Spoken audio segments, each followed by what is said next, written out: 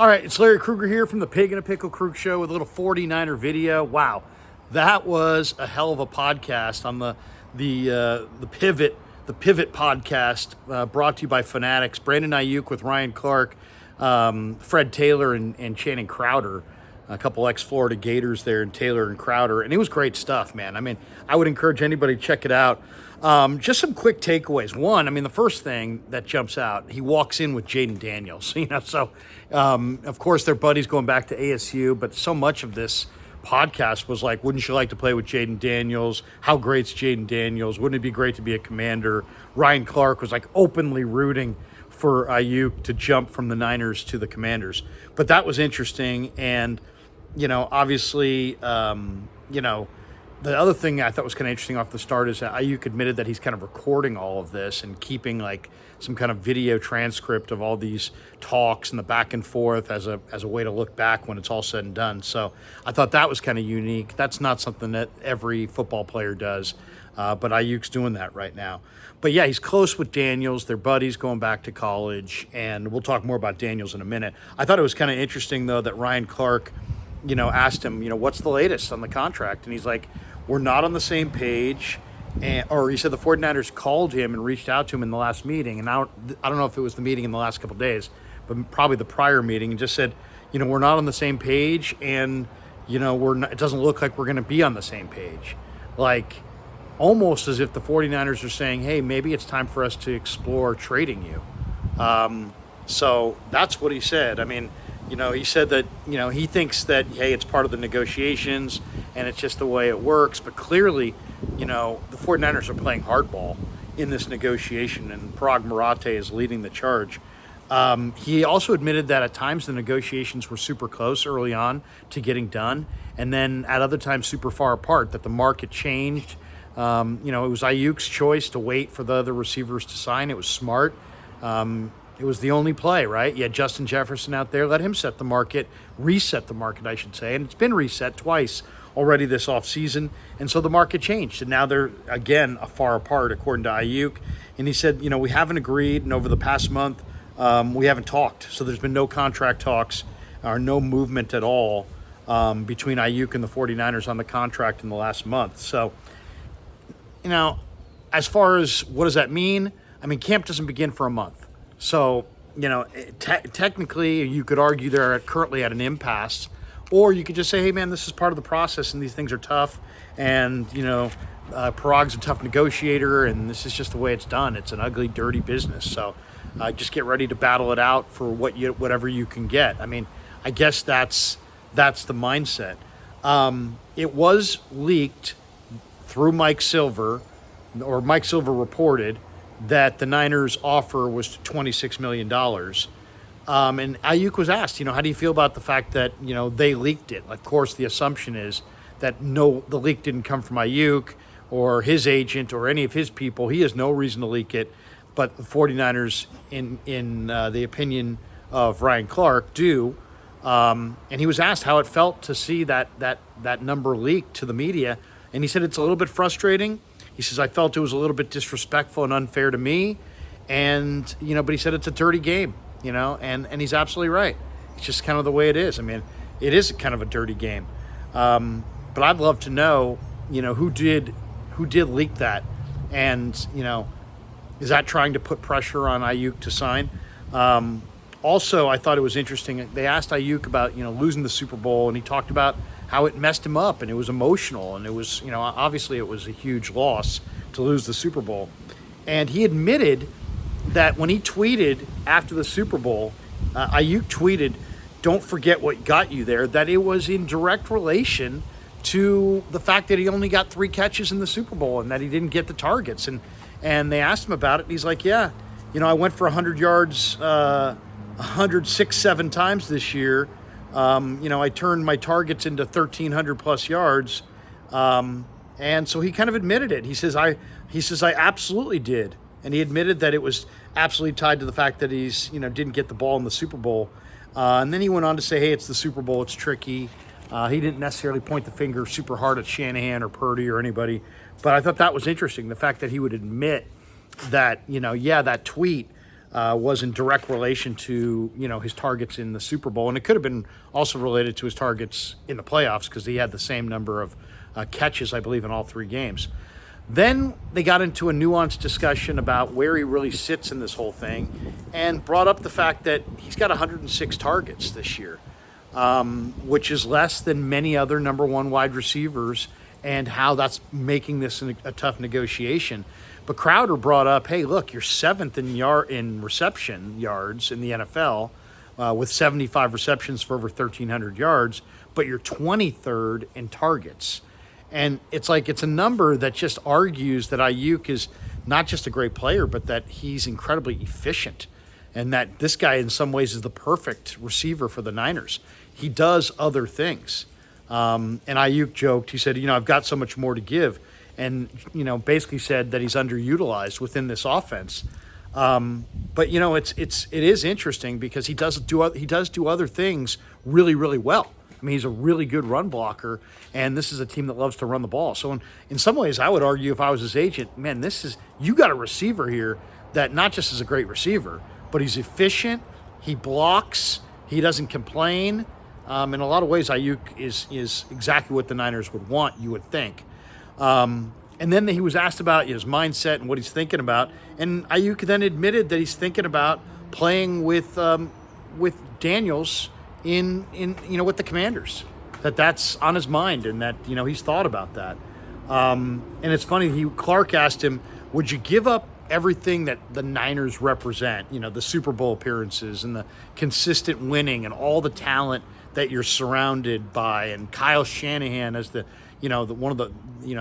architect of this high-powered offense, would you give up San Francisco to make bigger cash? And Aiyuk said, I got here by taking risks. So, I mean, he's just screaming, hey, I want the big bag, and I'm not going to be satisfied with anything but the big bag.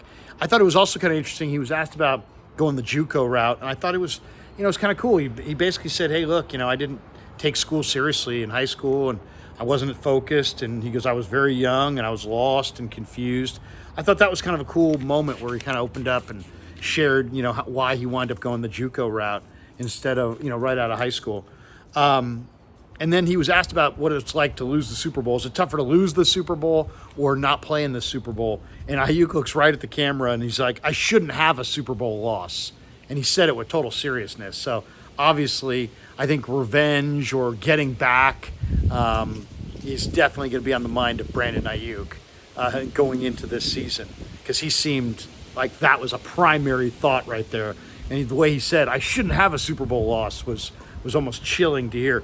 Aiyuk was saying, hey, if you're on the right team in the right situation with the right quarterback, and he's like, whoa, I am right now on the right team in the right situation, the right spot with the right quarterback at the right time. I just don't have the right terms.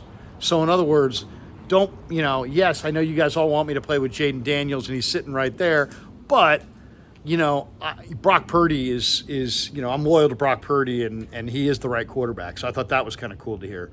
And then he was asked again, almost directly now, what would it be like to play with Jaden Daniels? And I thought this was one of the most interesting parts of the entire podcast.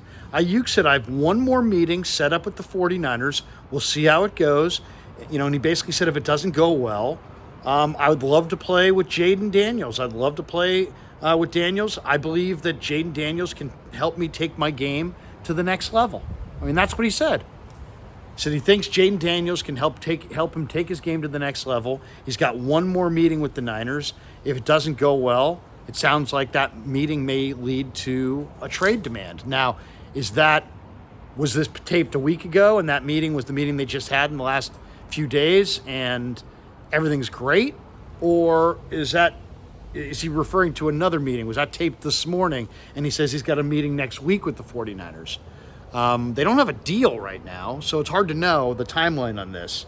He was there in studio for the taping with Eno Benjamin and Daniels, two of his former ASU teammates. But I thought that was interesting. He basically said that he thinks Daniels can help take his game to the next level, and that he's got one more meeting with the Niners, and if things don't go well, it sounds like he's on the verge of asking for a trade to the Commanders, or at least a trade overall. So he admitted that, that the contract talks have dominated his thoughts and his life, and you can tell he's totally wrapped up in this thing. And it's, I mean, I can understand. We're talking about life-changing wealth, generational wealth. I mean, it's all good, and he's just trying to enjoy it. It's just a matter of can he get the big bag or the biggest bag, and we'll get to that in just a second. They asked him what Jaden Daniels. This was a lot about Jaden Daniels. So if you're a Niner fan, you're like, Jaden Daniels again. But they asked him, what does Jaden Daniels do well? And he said he leads. He said he's a smart player. He can make any throw.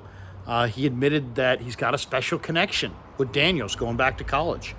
And then he was asked, I thought this was interesting too. Aiyuk was asked about whether or not if there's enough money to pay all these guys in the 49ers. And he's like, I'm about me. It's like, I don't give a shit about them. I'm about me. He's like, and then he repeated the Crowder line from earlier in the podcast where he said, if you can't afford a Lamborghini, you can't have one. So in other words, I'm a Lamborghini, and if you can't pay me, and he's not worried. He's not worried about the 49ers finances and how this affects Brock or Kittle or, Mooney Ward next year or Aaron Banks, or does not care. And that's just kind of the mindset of an athlete. I mean, I don't think it would be great if they took this team approach, but you know what? The money's going up. They're going to pay who they're going to pay. It's a brutal sport. You get paid when you have leverage. Worry about yourself. And that's basically him. He's like, I'm about me. I'm not worried about them, and I don't really care if they can pay these other guys. I'm about me. And then at one point, this was also significant for people suggesting, hey, well, maybe he takes a little bit less. He basically said, we ain't doing a hometown discount. He was asked about it, and he's like, we'll see, but he basically shot it down. He's like, we ain't he said, we ain't taking a hometown discount. So that part was abundantly clear. I thought maybe one of the other really most interesting points of this entire podcast was when he was asked, what is your top priority? What's your priority? And he immediately said, taking care of my family, which means money. And the next one, he said, putting myself in position to be the best wide receiver I can be, which could mean anything. So, I mean, ultimately, he just told you right there that, yeah, winning's important, but money's more important. Money is the priority over winning. So this whole hey, maybe he wants to stay with the Niners. Why does he want to go to a Steeler team and lose? Why does he want to go to the Commanders? The Commanders suck. They haven't won anything. They're 3 years away from contending with the Eagles and the Cowboys in that division, whatever your theory is. Because it ain't about that. It's about the cash. It's about taking care of your family. And so it is about the money. So that question that I asked a few weeks ago on a couple of the live streams, what's Aiyuk about? Is he about winning with getting the big bag and winning, or getting the biggest bag and maybe winning? He's about getting the biggest bag and maybe winning. So that's the answer. I mean, that question, I think, was a key question. And that was answered pretty clearly as, you know what? He wants the biggest bag. So does he want to be a Niner? Yeah, he wants to be a Niner, but he'd rather be a Niner, but he wants the biggest bag. And if he has to be a Commander or a Steeler or a Jet or a whatever to get the biggest bag, so be it. He's after the biggest bag. He made that abundantly clear today. Couple other things. He was asked about, systems and can you play in anybody's system? He's like, yeah, I can play in anybody's system. I block, I beat man coverage, I run the full route tree. And then he was asked about Tyreek Hill, and he talked about how, McDaniel went to Miami, immediately grabbed Tyreek Hill and paid a ton to get him. Aiyuk made a great point, and it's the football point, but it's really true. And that is, this game, every year that goes on, is becoming more of a throwing and receiving game than a running game.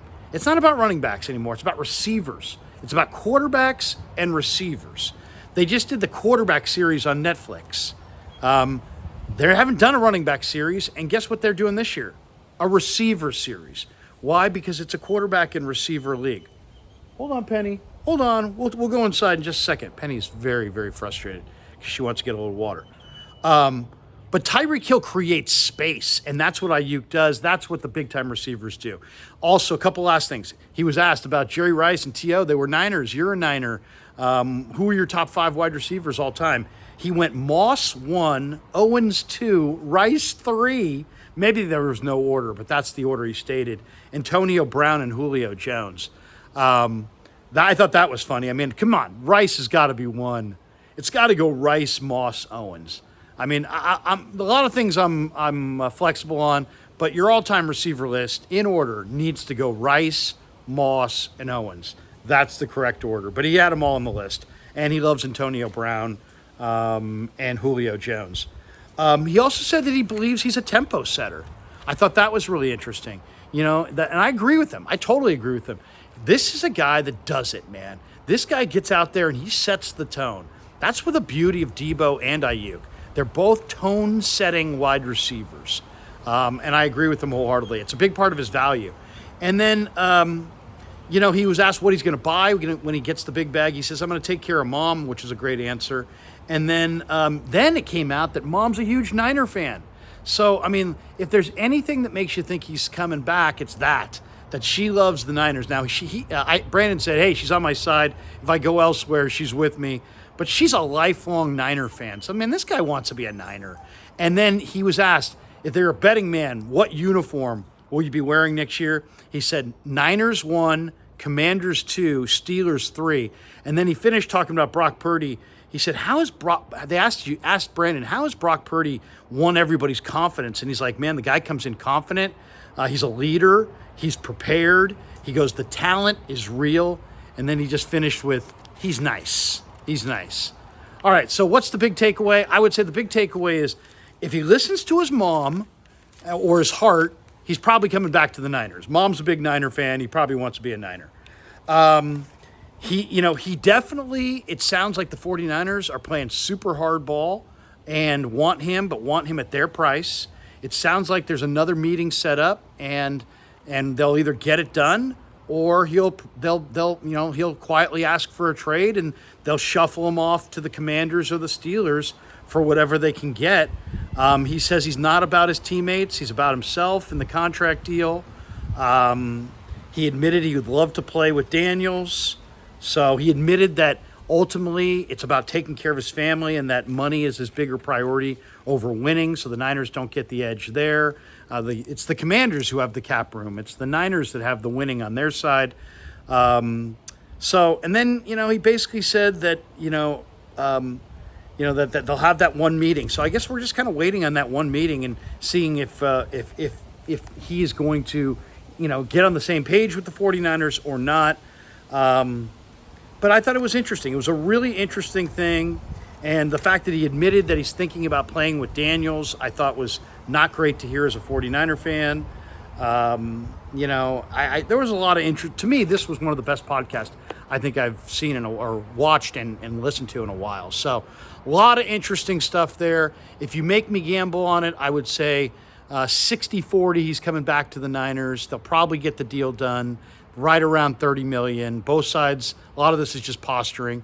But it sounds like it's volatile. And if the 49ers are really, really dug in, and he's really, really dug in, based on what he's prioritized, then he's maybe super dug in for the biggest bag.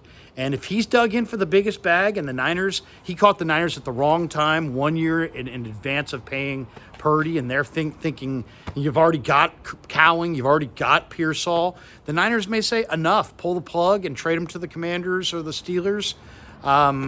If they do, I hope they get a good deal. Jonathan Allen, Jahan Dotson, Terry McLaurin, Luke McCaffrey, draft picks. If you trade him to the Steelers, draft picks. I don't know what the Steelers are. Minka Fitzpatrick, maybe. I don't know. I don't know what you could get from the Steelers. Keanu Benton or something. I'm not sure what Pittsburgh would give up, but Darnell Washington's name has been floated. But if you made me gamble or bet on it, I would say 60-40, he comes back to the Niners. But a lot of it's going to be predicated on if both sides. I think Aiyuk is not going to budge. And I'm getting the sense that the Niners are not going to budge. So if the Niners aren't going to budge and Aiyuk's not going to budge, even though it looks like 60-40 Niners, this guy could easily be shipped off in a trade. And then it's about what are you getting in return, and is it worth it? I mean, it would be really unfortunate to see the 49ers trade Brandon Aiyuk inside their Super Bowl window, but I'm increasingly, after watching that, believing it's a possibility. All right, thanks for watching The Krug Show. Thanks to Pig in a Pickle for being the title sponsor. Thanks to Underdog Fantasy for sponsoring this video. Thanks to all of you guys for supporting The Krug Show on YouTube.